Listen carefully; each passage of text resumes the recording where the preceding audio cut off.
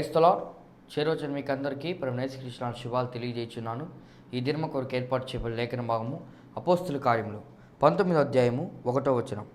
అపోల్లో కొరింథీలో ఉన్నప్పుడు జరిగినదేమనగా, పౌలు పై ప్రదేశంలో సంచరించి ఎఫెసునకు వచ్చి కొందరు శిష్యులను చూచి, మీరు విశ్వసించినప్పుడు పరిశుద్ధాత్మను పొందితిరా అని వారిని అడుగగా.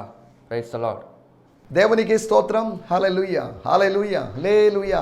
మన ప్రభువును ప్రేరక్షకుడైనటువంటి నజరేయుడైన యేసుక్రీస్తు దివ్య నామములో మన శాంతి టీవీలో ప్రసారమవుతున్నటువంటి ఆయన హెచ్చవలసి ఉన్నది, హీ మస్ట్ ఇంక్రీజ్ అనేటువంటి అనుదిన ఆత్మీయ వాక్య వ్యాఖ్యాన కార్యక్రమానికి మీకు ప్రేమపూర్వకమైనటువంటి ఆత్మీయ స్వాగతం పలుకుతున్నాం. దేవుని స్తోత్రం. హల్లెలూయా.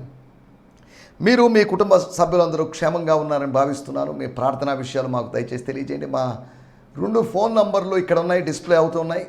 ఒకటి జియో నంబర్, ఒకటి ఐడియా నంబర్. 2 నంబర్లు కాంటాక్ట్ చేయండి. 2 వాట్సాప్ నంబర్, రెండింటికి వాట్సాప్ ఉంది. మీరు వాట్సాప్ ద్వారా కాంటాక్ట్ చేయొచ్చు. తద్వారా ఒక కమ్యూనికేషన్ జరుగుతుంది. ఏం జరుగుతుంది, లేకపోతే మా పరిచర్యల గురించి మీరు తెలుసుకోవాలని ఆశపడుతున్నట్లయితే, మరేం పెద్ద పరిచర్య కాదు, చిన్న పరిచర్య. ఇంచుమించు నెల్లూరు జిల్లాలో సుమారు 25 ప్రాంతాల్లో వేరువేరు ప్రదేశాల్లో వేరువేరు దైవజనులను నిలుపుకొని వారిని వినియోగించుకుంటూ జరుగుతున్న పరిచర్య. ప్రభు కృపను బట్టి ఆంధ్రప్రదేశ్లోను, తెలంగాణలోను, చెన్నైలోను అనగా తమిళనాడు రాష్ట్రంలోను పరిచర్యకి ప్రభు ద్వారాలు తెరిచాడు. ప్రభు కార్యాలు జరిగిస్తున్నాడు. వచ్చే వారము నేను ప్రభు చిత్తమైతే చెన్నై నగరంలో ఉంటాను. ఒకరోజు మీటింగ్ కోసం వెళ్తున్నాను. వేరువేరు ప్రదేశాలకు వెళ్ళాలి. ఓపెన్ డోర్స్ కావాలి. మూయబడిన ద్వారాలు అనేక చోట కనిపిస్తున్నాయి. ఆ ద్వారాలన్నీ ప్రార్థన ద్వారా ప్రభువు నామములో అవన్నీ ఓపెన్ కావాలి, తెరవబడునుగాక అన్నట్టుగా. చెవులు మాత్రమే కాదు, ప్రజలను సమీపించడానికి ద్వారములు కూడా తెరవబడాలి అని మీరు ప్రార్థించాల్సినటువంటి అవసరం ఉంది. ఈ దినాల్లో పరిచర్య విస్తరించాలి. పరిచర్య బలహీనమైపోతుంది. క్రైస్తవ శాతము తగ్గిపోతుంది. క్రైస్తవులను చెప్పుకోవడానికి కూడా చాలామంది సిగ్గుపడుతున్నారు. క్రైస్తవులం అనే పేరు మాత్రం కలిగి ఉండి ఆ పార్టీని ఈ పార్టీని దూషిస్తూ, వాళ్ళు వస్తే అధికారంలోకి వస్తే ఇలా జరుగుతుందట, వీళ్ళు వస్తే అధికారంలో ఇలా జరుగుతుందట అని భయపడిపోతున్నారు. వీళ్ళకి వీళ్ళే ఊహించుకొనేదో. ఒకటి గమనించాలి, ఎవరు అధికారంలోకి వచ్చినా కానీ దేవుని వాక్య ప్రకారం మన శ్రమలు తక్కువ, మన శ్రమలు పెరుగుతాయి. మన శ్రమలు పెరగాల్సిందే. ఎందుకంటే ప్రభు రాకడకు సూచనలుగా భూమి మీద ప్రకృతి వైపరీత్యాలు కావచ్చు, జనం మీదకి జనం కావచ్చు, రాజ్యం మీదకి రాజ్యం కావచ్చు. రాజ్యం మీదకి రాజ్యం అంటే ఒక దేశం మీదకి మరొక దేశమని, జనం మీదకి జనమని, ఒక దేశములోని ప్రజలు ఒక జనాంగానికి ఒక వర్గానికి వ్యతిరేకంగా మరొక వర్గం అని మనం వ్యాఖ్యానించవచ్చు, మనం అర్థం చేసుకోవచ్చు. కనుక ఎక్స్టర్నల్గా ఉన్నటువంటి ఇంటర్నేషనల్ రిలేషన్స్ బ్రేక్ కావచ్చు, లేకపోతే దేశాలకి మధ్యలో ఉన్న సంబంధాలు కట్ కావచ్చు, లేకపోతే ఇన్సైడ్ అవి డివైడ్ అయ్యే విధంగా వేరువేరు విధాలుగా వేరువేరు ఉద్యమాలు, సెపరేట్ ఉద్యమాలు, వేర్పాటు ఉద్యమాలు లాగా సెపరేటిజం, లేకపోతే సెపరేట్ స్టేట్ కోసం, సెపరేట్ ల్యాండ్ కోసం పోరాటాలు జరుగుతున్నాయి. వాటన్నిటిలోకి మనం వెళ్ళడం లేదు. కానీ వీటిని బట్టి వీఆర్ ఇన్ డేంజరస్ పొజిషన్. మనము చాలా క్లిష్టమైన సమస్యలో ఉన్నాం. దానికి పలాని ప్రభుత్వం వస్తే బెటర్గా ఉంటుంది, పలాని ప్రభుత్వం వస్తే అలా కాదు అని మనం వ్యాఖ్యానించడానికి వీల్లేదు. ప్రభుత్వానికి అతీతంగా మనం ఆలోచిద్దాం. ప్రభుత్వానికి అతీతంగా, పార్టీలకు అతీతంగా దేవుడు కార్యం చేస్తాడు. కనుక ఇక ఓటు వేసే విషయంలో అది మీ వ్యక్తిగతమైన విషయం. పలాని పార్టీకి వేయమని లేదా పలాని పార్టీకి వేయకూడదని ఎవరూ బోధించాల్సిన అవసరం లేదు. పొలిటికల్ నాలెడ్జ్ ఎవరికి ట్రాన్స్ఫర్ చేయాల్సిన అవసరం లేదు. ఎందుకంటే ఈ రోజుల్లో మొబైల్ ఫోన్స్ అందుబాటులో ఉన్నాయి. ప్రజలు రకరకాల ఛానల్స్ ఫాలో అవుతున్నారు కనుక. కాబట్టి ఏ పార్టీకి తగ్గ ఓటు బ్యాంకు వాళ్ళకు ఉంది. కాకపోతే తటస్థంగా ఉన్నటువంటి కొంతమంది ఉన్నారు. వాళ్ళు పరిస్థితులను బట్టి, సిచ్యువేషన్ బట్టి, మారినటువంటి ఈక్వేషన్స్ను బట్టి, మారుతున్నటువంటి వేవ్ను బట్టి అటు ఇటుగా మారవచ్చు. వీళ్ళు డిసైడ్ చేస్తారు అంతవరకే. కానీ పలాని అధికార పక్షపు వాళ్ళు మొత్తం స్పందించడం వల్ల, లేకపోతే ప్రతిపక్షపు వాళ్ళు స్పందించడం వల్ల ఒక పార్టీని అధికార పీఠంలో కూర్చోబెట్టే అవకాశం లేదు. ఒక పొలిటికల్ అనాలిసిస్తో నేను మాట్లాడడం లేదు. కానీ ప్రార్థన చేస్తాం. దేవుని బిడ్డలు ప్రార్థించాలి. ఏ ప్రభుత్వం వచ్చినా మనం ప్రార్థించాల్సిన అవసరం ఉంది. ప్రార్థన ద్వారా దేశంలో దేవుడు కార్యాలు చేస్తాడు. నా జనులు, నా పేరు పెట్టబడిన జనులు తమను తాము తగ్గించుకొని తమ చెడు నడతలను విడిచి ప్రార్థన చేసిన ఎడల, అనగా మొరపెట్టిన ఎడల, నేను వారి మొరను విని వారి దేశమును బాగు చేసేదను. I will heal their land, I will heal their state, I will heal their country, I will heal their state, I will heal their district అని మనం అర్థం చేసుకోవచ్చు. I will heal their city అని అర్థం చేసుకోవచ్చు. God wants to heal our cities, villages, states and countries. దేవుని స్తోత్రం, హల్లెలూయా. కాబట్టి ధైర్యంగా ఉందాం. అనవసరమైన యూట్యూబ్ ఛానల్స్లో చూసుకొని రకరకాల మనం డిస్టర్బ్ కావాల్సిన అవసరం లేదు. ఈ రోజుల్లో పొలిటికల్ న్యూస్ కోసం వెళితే ప్రతి వాళ్ళు ఒక పార్టీకి అనుకూలంగా, కొన్ని ఛానల్స్ ఒక పార్టీకి అనుకూలంగా, కొన్ని ఛానల్స్ మరొక పార్టీకి అనుకూలంగా వాళ్ళకి తగిన సర్వేలు వాళ్ళు, వీళ్ళకి తగిన సర్వేలు వీళ్ళు చేసుకుంటున్నారు. ఈ సర్వేలను బట్టి ఏదో సంతోషం వ్యక్తం చేస్తూ పలాంది మేమే అధికారంలోకి వస్తున్నాం అనుకుంటారు. ఈ సర్వేలు అనేవి ఊహ మాత్రమే. సర్వేలైనా లేకపోతే ఎగ్జిట్ పోల్స్ అనేటి, లేకపోతే ఎలక్షన్ టైంలో లేకపోతే ఎలక్షన్ రోజు ఆ ఓటింగ్ శాతాన్ని బట్టి కూడా కొంతమంది ఓహో ఇలా ఉంది పలాని పార్టీ అధికారంలోకి వస్తుంటారని ఇలా ఊహాగానాలు చేస్తుంటారు. ఊహాగానాలకి మనం తావివ్వకుండా వాస్తవాల మీద ఆధారపడదాం. ప్రజలు తమకు తోచిన వ్యక్తులను వాళ్ళు ఎన్నుకుంటారు.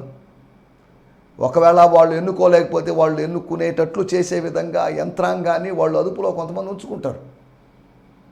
కాబట్టి ఏదేమైనప్పటికీ మనం ప్రార్థన చేస్తాం. మన మీద నాయకుడిగా ఉన్నది మన ప్రభువు మాత్రమే.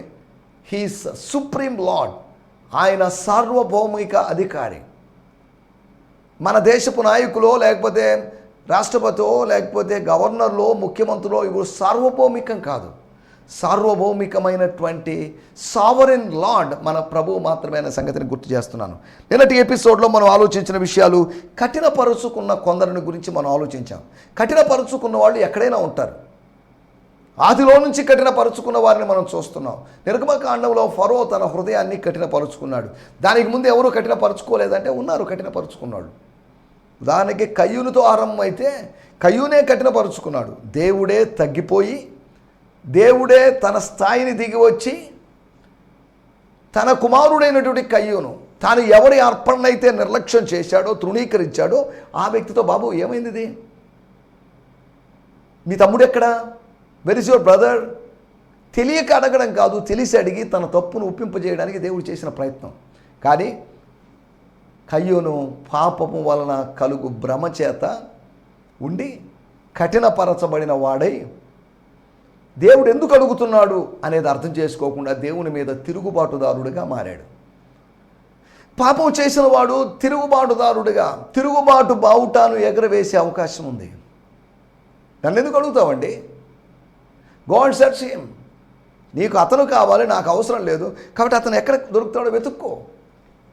అప్పుడెప్పుడో మా నాన్నగారిని అడిగావంట, ఆదామా నీవెక్కడా అని అడిగావు, అలా అడుగు వస్తాడేమో అని అన్నట్టుగా, అనలేదు అన్నట్టుగా అలా కయ్యూను రెబలియస్గా మాట్లాడాడు. యోనా గ్రంథము 4వ అధ్యాయంలో యోనా ఏ విధంగా రెబలియస్గా మాట్లాడాడో ఇతను కూడా పాపికి రెబలియస్ లాంగ్వేజ్ ఉంటుంది, రెబలియస్ ఎక్స్ప్రెషన్స్ ఉంటాయి.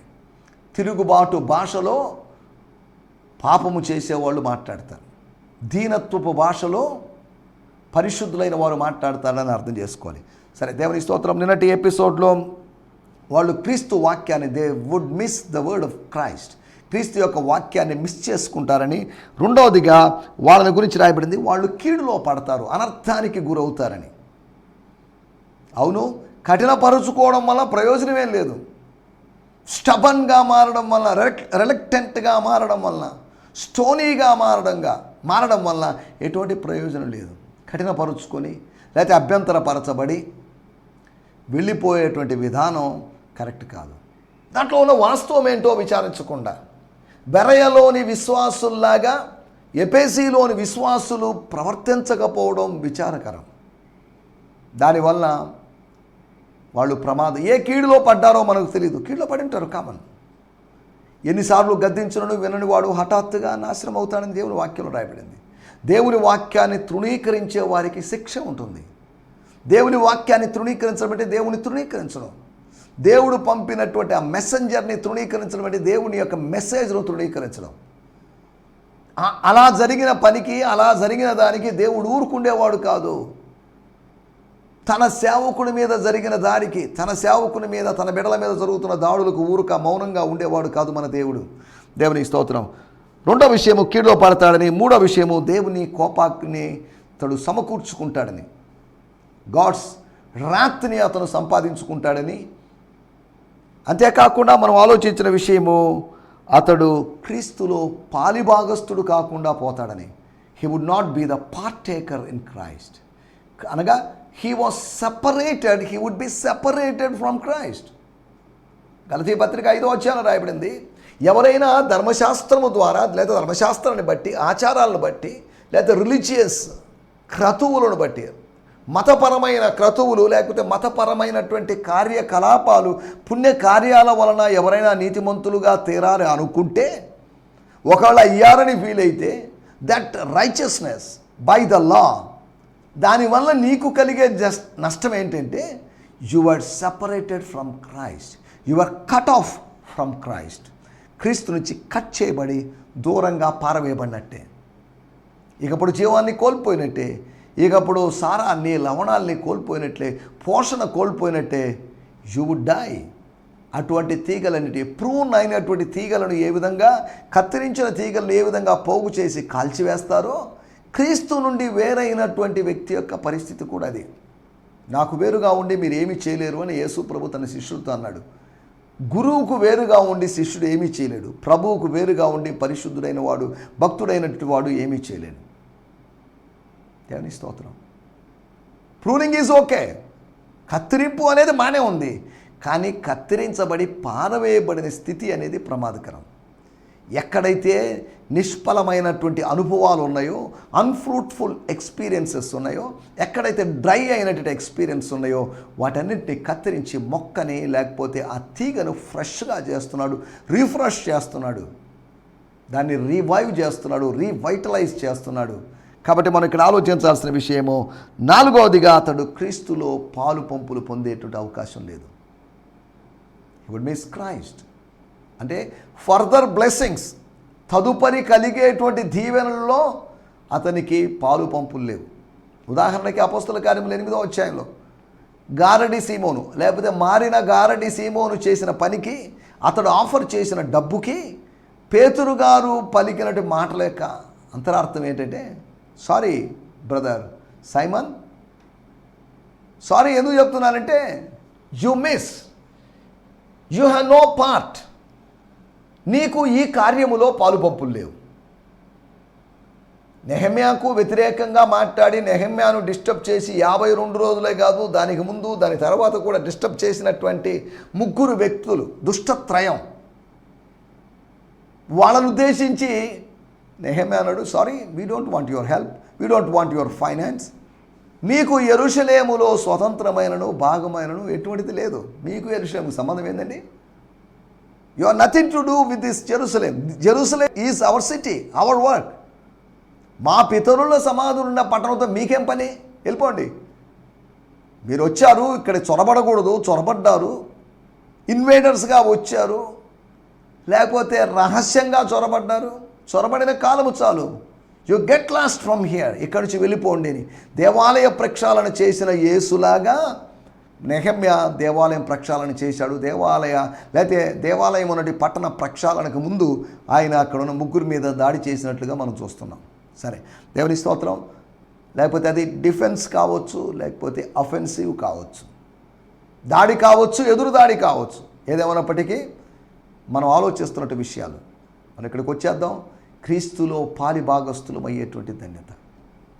నేను నీ కాళ్ళు కడగని ఎడల, if I don't wash your feet, నీ యొక్క పాదములు కడగని ఎడల, నేను ఈ భోజనానికి ముందు, ఈ పస్కా భోజనానికి ముందు నేను శుద్ధీకరించని ఎడల, నీ ధూళి పట్టినటువంటి, మురికి అంటినటువంటి, దుమ్ము పట్టినటువంటి పాదాలను నేను కడగని ఎడల, నాలో నీకు పాలు పంపులు లేవు. అటు నువ్వు స్నానం చేసి వచ్చావు, మళ్ళీ ఒళ్ళంతా నేను శుభ్రం చేయాల్సిన అవసరం లేదు. ఒక తల్లిలాగా, ఒక తండ్రిలాగా నేను మళ్ళీ భౌతికమైన స్నానంలోకి నేను నడిపించాల్సిన అవసరం లేదు. ఒకరోజు పరిశుద్ధాత్మ స్నానంలోకి, పరిశుద్ధాత్మ బాప్తీసంలోకి నువ్వు వస్తావు, అది వేరే విషయం. దేవుని స్తోత్రం. వీటన్నిటి గురించి మనం నిన్నటి ఎపిసోడ్లో ఆలోచించాం. రండి, మనకు సమయం కొద్దిగా ఉంది కనుక ఈ దినము మనము అపోస్తుల కార్యములు 19వ అధ్యాయము 1వ వచనాన్ని చదువుకుందాం. అపోస్తుల కార్యములు 19వ అధ్యాయం 1వ వచనం. అపోల్లో పౌలు పై ప్రదేశములు సంచరించి ఎఫెసునకు వచ్చి 100 శిష్యులను చూచి మీరు విశ్వసించినప్పుడు పరిశుద్ధాత్మను పొందితిరా అని వారిని అడుగగా. చాలండి, నేను చదువుతున్నాను. బ్రయాన్ సిమ్మన్స్ గారి తర్జుమాలో నుంచి, వాడుక భాషలోంచి కూడా మనం చదువుకుందాం. వైల్ అపోలోస్ వాస్ మినిస్ట్రింగ్, సంచరిస్తున్నాడు అని కాదు, సేవ చేస్తూ సంచరిస్తుండగా. కొరింథీలో జరిగిన విషయం కాదు, ఎఫెసీలో జరిగిన విషయం. Paul travel on through the regions of Turkey, అనగా మైనర్ ఏషియా, మైనర్ చిన్న ఆసియా, అంటిల్ హీ అరైవ్డ్. ఎఫెసీకి వచ్చేంత వరకు ఆ ప్రాంతాల్లో తిరుగుతూ ఉన్నాడు. కొరింథీలో స్థిరపరచబడినటువంటి, అనగా పౌలు గారు నీళ్లు పోసినటువంటి వాటి, లేకపోతే నాటిన వాటిని అపోలో నీళ్లు పోశాడు. ఆయన నాటింది, మొదట పరిచర్య చేసింది పౌలు గనుక పౌలు నాటాడు. కానీ తరువాత పరిచర్య చేశాడు కనుక అపోలో నీళ్లు పోశాడని చెప్పుకోవచ్చు. 1 కొరింథీ పత్రిక 3వ అధ్యాయంలో పౌలు గారు అదే రాశాడు.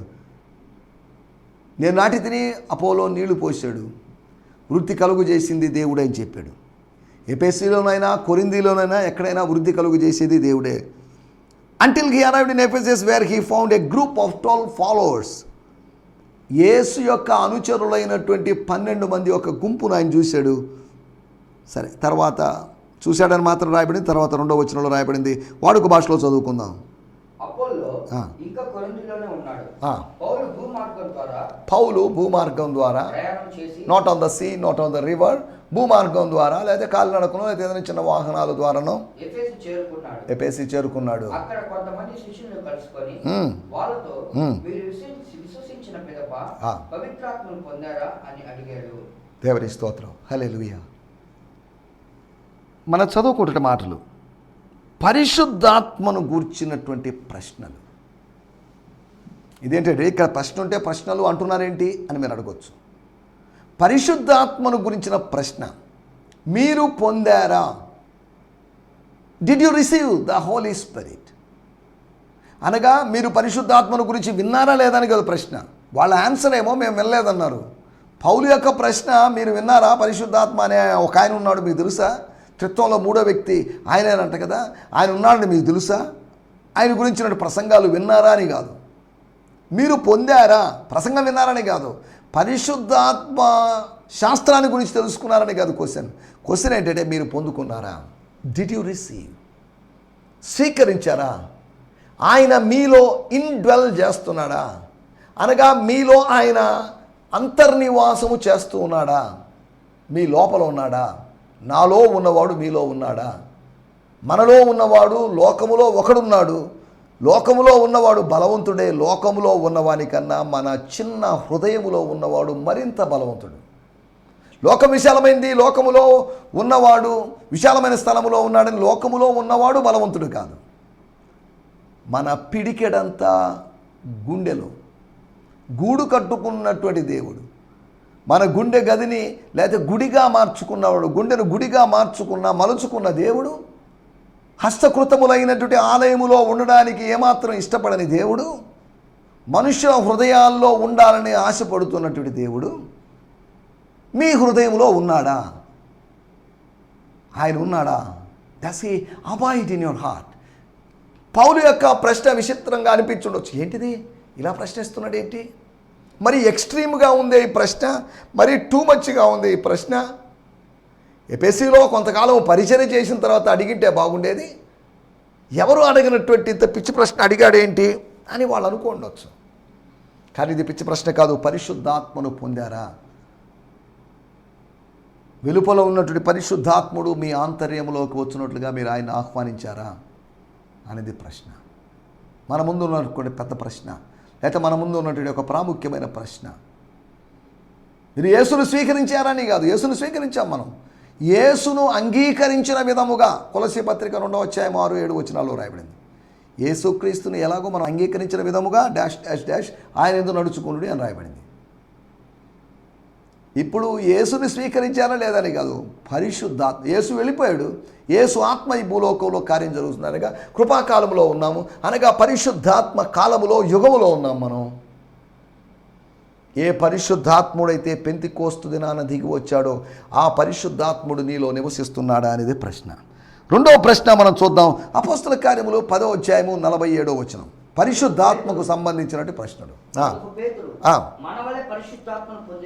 మనవలే పరిశుద్ధాత్మను, మనవలే పెంతెకోస్తు రోజు పరిశుద్ధాత్మను పొందినటువంటి వీరు, 4వ అధ్యాయంలో పరిశుద్ధాత్మను పొందిన వీరు అనగా కొర్నేలి ఇంటి వారు, శతాధిపతి ఇంటి వారు, ఈ కైసరేలోని ఈ అన్య కుటుంబంలో ఈ కూడిక కలుసుకున్న వారందరూ అది మనవలే పరిశుద్ధాత్మను పొందిన వీరందరూ. స్తోత్రం. బాప్తిజం పొందకుండా అనగా పరిశుద్ధాత్మ బాప్తిజము పొందిన వారందరూ నీటి బాప్తిజము పొందకుండా ఎవరైనా నేలకు ఆటంకము చేయగలరా? ఎవరైనా వీళ్లను ఆటంకము చేయగలడా, ఆటంకపరచగలడా? ప్రాముఖ్యమైన అనుభవాన్ని చూడండి. వాళ్ళు ముందు నీటి బాప్తిజం తీసుకొని పరిశుద్ధాత్మను పొందలేదు, వాళ్ళు ముందు పరిశుద్ధాత్మ బాప్తిజం పొందారు. అది దేవుని చిత్తం. పేతురు ప్రసంగం ద్వారా పేతురు ప్రసంగిస్తూ ఉండగా పేతురు పరిశుద్ధాత్మను గురించిన క్లాస్ తీసుకోవడం లేదు, బైబిల్ క్లాస్. కానీ పరిశుద్ధాత్ముడు దిగి వచ్చాడు, వారి మీదకి దిగి వచ్చాడు. ఆయన వ్యక్తిగత దిగి వచ్చాడని రాయడం ఏంటి? దిగి వచ్చాడని అక్కడ రాయబడింది. As descended on them. అక్కడ ఉన్నవారు ఎంతమంది ఉన్నారో, 30 మంది ఉన్నారు, 40 మంది ఉన్నారు, 50 మంది ఉన్నారో మనకు తెలియదు. కానీ ఏం చెప్పి దర్శనం చెప్పి పిలిస్తే వాళ్ళందరూ వస్తారో లేదో మరి మనకు తెలియదు. కానీ ఒక మంచి గ్యాదరింగ్ అక్కడ ఉంది. అక్కడ కొంతమంది కూడుకొని ఉన్నారు. అందరూ బయట వాళ్ళు కాదు, రోమన్స్ని కాదు ఆయన పిలిచింది, కన్వర్ట్స్ అయిన వాళ్ళని పిలిచి ఉంటాడు. జూయిష్ రిలీజియన్లోకి, జూయిష్ మతంలోకి, యూదా మతంలోకి కన్వర్ట్ అయిన వాళ్ళని పిలిచి ఉంటాడు. సరే, ఏదేమైనప్పటికీ తన ముఖ్య స్నేహితుల్ని వాళ్ళని పిలుచుకున్నాడు. పిలుచుకున్నారు, పిలువబడిన వారు ఆహ్వానాన్ని మన్నించి వచ్చారు. వారందరూ పరిశుద్ధాత్మను పొందారు. ప్రైజ్ గాడ్, హల్లెలూయా. వారందరూ పరిశుద్ధాత్మను పొందారు. అపోస్తల కార్యము 2వ అధ్యాయంలో వారందరూ పరిశుద్ధ. ఇక్కడ ప్రశ్న ఏంటంటే, పరిశుద్ధాత్మను పొందిన వీరిని ఆటంకపరచగలిగిన వాళ్ళెవరు? వీళ్ళని అడ్డుకునే వాళ్ళెవరు? వీళ్ళ యొక్క నెక్స్ట్ స్టెప్, వీళ్ళు విధేయతలో భాగంగా, సంపూర్ణ విధేయతలో భాగంగా, సగం విధేయత కాదు, అర్ధ విధేయత కాదు, హాఫ్ ఒబీడియన్స్ కాదు, ఫుల్ ఒబీడియన్స్ చూపించినట్లుగా. అపోస్తల కార్యము 2వ అధ్యాయంలో పెంతెకోస్తు రోజు నేను ప్రసంగం చేశాను, అదే ప్రసంగం కూడా నేను వీళ్ళకు కూడా, వీళ్ళు ఏం చెయ్యాలి అని అడిగితే, ఆత్మను పొందిన మీరు, అన్య భాషలతో మాట్లాడిన మీరు, లేకపోతే మీలో కొంతమంది ప్రవచించడం కూడా మొదలుపెట్టి ఉంటారు. అటువంటి మీరు ఇప్పుడు నెక్స్ట్ స్టెప్, మీరు బాప్తిజం తీసుకోలేదు కాబట్టి తీసుకోండి. తీసుకున్న వాళ్ళకి మళ్ళీ తీసుకోమని చెప్పాల్సిన అవసరం లేదు. వాళ్ళు ఇచ్చారు, వాళ్ళు ఇచ్చింది కరెక్ట్ కాదు, మేమిచ్చేదే కరెక్టు, కాబట్టి మళ్ళీ బాప్తిజం తీసుకోవాలి. మళ్ళీ బాప్తిజం తీసుకుంటే ఇక్కడ ప్రభురాత్రి భోజనం అని కొన్ని కండిషన్లు పెట్టి రెండోసారి బాప్తిజం ఇస్తున్నారు కొన్ని సంఘాలు, దుర్బోధలతో కూడుకున్న సంఘాలు. రెండోసారి బాప్తిజం యొక్క అవసరత లేదు. తెలియనప్పుడు తీసుకున్నారని చెప్పేసి, నా చిన్నప్పుడు కూడా నేను యజమాని 1 నెల 40 రోజులప్పుడు బాప్తిజం తీసుకున్నాను. అప్పుడు నాకు తెలియదు, నా ఊహ తెలియనటువంటి దినముల్లో నాకు బాప్తిజం ఇచ్చారు. సిరియన్ ఆర్థోడాక్స్ జాకోబైట్స్ అనేటువంటి చర్చ్లో నాకు బాప్తిజం ఇచ్చారు, అనగా నీళ్లు చల్లారు. అప్పుడు నాకు పాపాన్ని గురించి, పరిశుద్ధతను గురించి అవగాహన లేదు. మా నాన్నగారు అనేవాడు, నువ్వు బాప్తిజం తీసుకున్నావు, చిన్నప్పుడే తీసుకున్నావు, నీకెందుకు బాప్తిజం? అది కాదు నాన్న, అది వేరు అని ఆయన మెల్లగా ఒప్పించాను. నేను బాప్తిజం తీసుకున్నాను. తర్వాత ఆయన ఒప్పకుండా ఉన్నాడు, తర్వాత ఆయన ఒప్పుకున్నాడు, అది వేరే విషయం. ఎందుకు చెప్తున్నానంటే, పరిశుద్ధాత్మ పొందిన వారిని, వాళ్ళకి ఫ్రీడమ్ ఉంది, వాళ్ళకి స్వేచ్ఛ ఉంది. ఆత్మ ఎక్కడ ఉంటుందో, ఆత్మ ఎక్కడ ఉంటాడో అక్కడ స్వేచ్ఛ ఉంది. ప్రభువే ఆత్మ, ప్రభువే పరిశుద్ధాత్మ. Lord is the spirit, Lord is the Holi spirit. Where there is spirit, ఎక్కడైతే పరిశుద్ధాత్ముడు ఎవరి హృదయములో అయితే ఉంటాడో వాళ్ళ హృదయములో ఉన్న సంఖ్యలు తెగిపోయి, వాళ్ళ బంధకాలు తెగిపోయి దే ఆర్ ఫ్రీ. దేవుని స్తోత్రం. కాబట్టి వారిని ఆటంకపరచగలిగిన వారు ఎవరు ఆటంకపరచాలి? మీరైనా, నేనైనా, అన్యజనులైనా, యూదులైనా, ఎవరు ఆటంకపరచడానికి? Let them go and take water baptism. అక్కడ దగ్గరలో ఉన్నట్టు ఏదో నదికి వెళ్ళి, ఏదో చెరువుకి వెళ్ళి, ఎక్కడికో వెళ్ళి బాప్తిజం తీసుకునివ్వండి. దేవుని స్తోత్రం, హల్లెలూయా. మనం ఇక్కడ ఆలోచిస్తున్న విషయాలు. వారిని ఎవరిని? ఆయనను పొందిన వారిని, ఆయన ఆత్మను పొందిన వారిని అడ్డగించగలిగిన వారు ఉన్నారా? ఆత్మ మూలంగా పుట్టినవాడు ఇట్టివాడే, వాడు గాలి లాంటి వాడు ఎక్కడికైనా వెళ్తాడు. వాడికి ఎవడు పర్మిషన్ అవసరం లేదు. వాడు ఎవడో రూల్స్ అండ్ రెగ్యులేషన్స్ కట్టుబడి ఉండేవాడు కాదు. వాడు ఆ సృష్టికర్త యొక్క సంకేతాలను బట్టి, సూచనలు బట్టి, సందేశాలను బట్టి వెళ్ళిపోయేవాడు. దేవుని స్తోత్రం, హల్లెలూయా. మనం ఆలోచిస్తున్నట్టు విషయం. మూడో విషయం నేను మీకు జ్ఞాపకం చేస్తాను. మూడవ ప్రశ్న చదవండి. గలతీయులకు రాసిన పత్రిక 3వ అధ్యాయము 2వ వచనం. Just I want to ask you one thing. ఇది మాత్రమే చెప్పండి, నాకు ఇంకేమొద్దు. ఆయన అపోస్తలుడైన పౌలు ఏమడుగుతున్నాడో చూద్దాం. మీరు పరిశుద్ధాత్మను పొందారు. గలతీ సంఘమా, బాగానే ఉంది. మీరు ఎలా ఆత్మను పొందారు? ఎలా పరిశుద్ధాత్మను పొందారు? ఇప్పుడు పరిశుద్ధాత్మను పొందారా అని ప్రశ్న కాదు, పరిశుద్ధాత్మను ఎలా పొందారు? So answer me this. Did the Holi spirit come to you as a reward for keeping Jewish laws? అనగా యూదాపరమైనటువంటి, ధర్మశాస్త్ర సంబంధమైనటువంటి ఆ న్యాయ విధులను, కట్టడలను, ఆజ్ఞలకు విధేయులు కావడం వల్ల మీకు పరిశుద్ధాత్మ వచ్చాడా? No, you received him as a gift because you believed in the మెస్సియాను మీరు క్రియల వలన పొందుకోలేదు, మీరు విశ్వాసం వల్ల పొందుకున్నారు. క్రియల వలన మీరు చేసి పొందుకున్నట్లయితే, పరిశుద్ధాత్మ అనుభవం కలిగి ఉన్నట్లయితే మీకు అతిశయించే అవకాశం ఉంది. మీరు క్రియల వలన కాదు. మీరు ఎలా పొందారు? By faith or by works. మనము విశ్వాసం ద్వారా రక్షింపబడ్డాం, క్రియల ద్వారా రక్షింపబడలేదు. అలాగే విశ్వాసం ద్వారా మనం పరిశుద్ధాత్మను పొందుతున్నాం, క్రియల వల్ల కాదు అనే సంగతిని మీకు గుర్తు చేస్తున్నాను. 4వ విషయం నేను మీకు జ్ఞాపకం చేస్తాను. యాకోబు పత్రిక 4వ అధ్యాయము 5వ వచనం. జేమ్స్ 4:5. ఆయన అనగా దేవుడు మన యందు నివసింపచేసిన ఆత్మ మత్సరపడనంతగా అపేక్షించునా. లేఖనము చెప్తుందంట 4వ అధ్యాయము 5వ వచనం. స్తోత్రం. Does the scripture mean nothing to you that says the spirit that God breathed into your hearts is a jealous lover who intensely desires to have more and more of us? Although it is difficult to find a verse from Old Testament that reads exactly how Jacob quotes it possibly reminds that it becomes a general statement of what the Bible teaches. సరే, దీని గురించి కొద్దిగా notes ఇచ్చినారు, నేను దాంట్లోకి వెళ్ళలేదు. మనం ఆలోచిస్తున్న విషయం, ఆత్మ అపేక్షించునా,